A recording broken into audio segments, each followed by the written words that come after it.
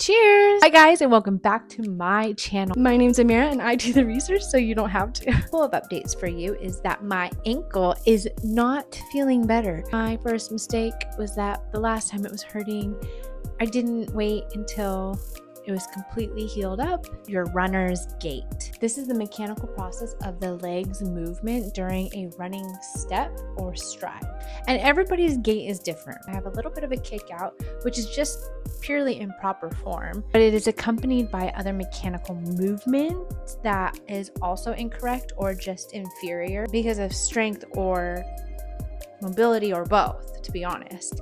And we're going to get into that a little bit later. So if you're experiencing ankle pain or hip pain, a tight IT band, you're probably running proper.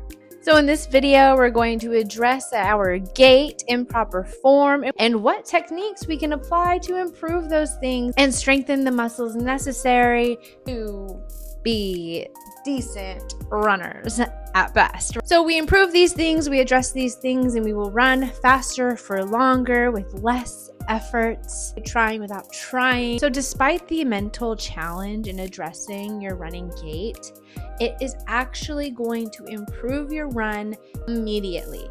We just gotta focus, right? Mind over matter. This is gonna be the first time I'm going to implement these things consistently. One, while my ankle heals, and well, two, when I do start running again. I hope to report back with good news, starting with the assessment of your run. A lot of people will set up a camera on a treadmill and just kind of see how you run from the side and from the front and from the back. And that would probably give you more of an understanding of what you're lacking in or overcompensating in. So for example, with myself, I know that my feet like to kick out, which means I have more of a rotation in the hip flexors. So I need to work on that outer rotation. And you've probably heard it before, but when you land, a lot of people will heel strike, and some people will land four-footed, which causes a lot of force up the shin. So that might be why you're getting shin splints. So the less force, the better. Aside from heel striking or forefoot landing, the best position that you want your foot to be in when you land is midfoot. And there are two ways you can ensure this happens. One, that mental game. You can think about it. Think about where your foot's landing. But landing midfoot is going to be easier if you're landing directly underneath your center of gravity. Two last things that are going to increase your run, decrease your effort, and decrease the force that is against you, your knee drive and the ability to relax the lower half of your leg. Oh, you're supposed to kick your butt. Like, make sure you're kicking your butt. Well, actually, it's not that mentally thinking I'm going to kick my butt so that way I have the right form. Your leg is so relaxed that it actually just has that momentum when it goes back. But to reel it all in, we'll talk about what we're trying to improve and how we can improve them. Your knee drive, relaxing the lower part of your leg, and the outward rotation of your hips.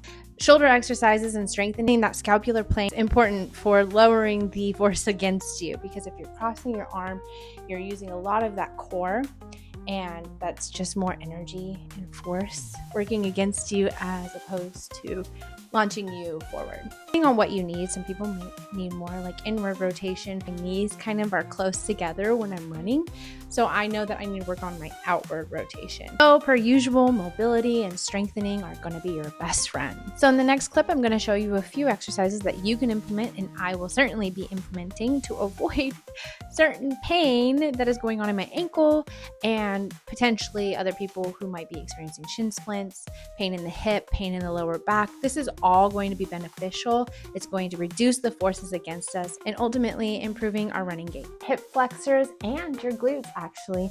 These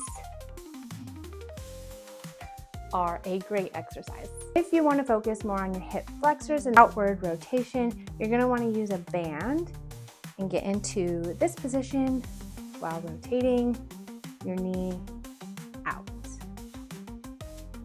The best core exercise is taking a bench. To make that movement more challenging, you're going to want to lift your legs all the way to the top.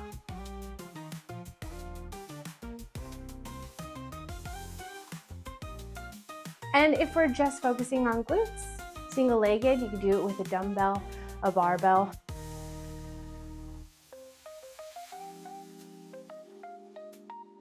If you want to improve the rotation of your shoulders, so that way when you're running, your arms are not crossing over, they're staying in where is most natural to you. You rotate your arm, you're just coming up like so. Remember to always tuck your chin into your chest, so that way you're not looking over here, getting your spine out of alignment. Take it from my mistake and exercise those ankles. You're just flexing that foot. Make sure there's a little tension on it, not too much. Hold. Slow and precise is the name of the game for anything that you're going to be doing. You're not trying to speed through your reps. Avoid letting the band decide when your foot reaches the top. You decide. It's all about the mind games. You guys, thanks for watching. If you learned anything new, go ahead and like the video and share it with a friend. I'm going to be implementing these exercises for myself so I can strengthen my body and prepare it to go out there and start running again. If you try these before I get the chance, go ahead and comment below, come back to this video and let me know if they work for you. Get out there, keep pushing, and take care of yourself.